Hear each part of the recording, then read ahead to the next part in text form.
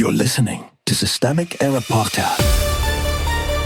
The failure was designed. We may not make it if we don't stop Trump, ex-astronauts launch campaign, based on an article by Roxanne Cooper. The astronauts can see the crisis. Washington still pretends it is a branding problem. More than 100 retired NASA astronauts have launched a Vote for Freedom campaign aimed at young voters in swing states, with Charles Bolden warning that Trump is mounting an assault on democratic norms. Their plan is simple: hit about 60 college campuses, push turnout, and grade congressional candidates on whether they actually respect the Constitution. The power is elsewhere. The astronauts are not the center of this story. They are a credibility layer stepping into a vacuum created by people who already hold institutional power and are failing to use it. The actual decision-makers are Trump, the congressional candidates they plan to judge, and the broader political class that keeps treating democratic breakdown like an abstract concern instead of a governing emergency. That is why this campaign exists at all. Retired astronauts should not have to become civic air raid sirens. When they do, it usually means the institutions that are supposed to defend the system have become too cautious, too calculating, or too compromised to say the obvious out loud. The source names the threat, then softens it. The reporting is strongest when Bolden directly names Trump and the attack on democratic norms. That is the real frame. The threat is not confusion, drift, or a vague decline in civic habits. It is deliberate political damage carried by a movement that has already normalized contempt for constitutional restraint. But the piece also reaches for a safer, flatter register.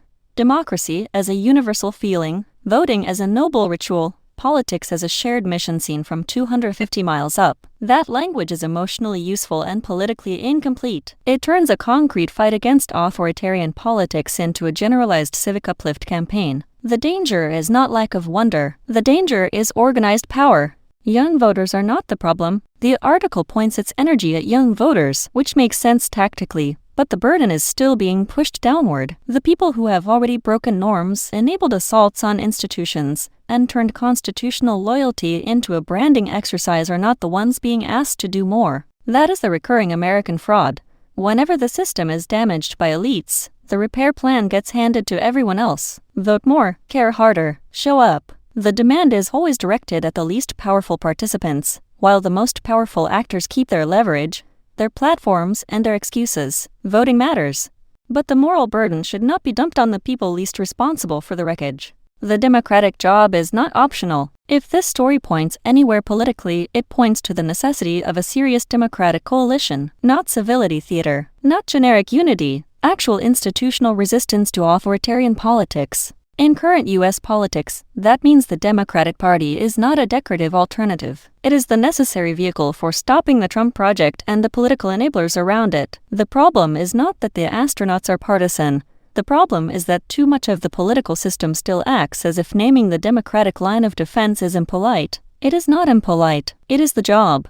If Democrats want to be treated as the institutional backbone against authoritarianism, they have to behave like it.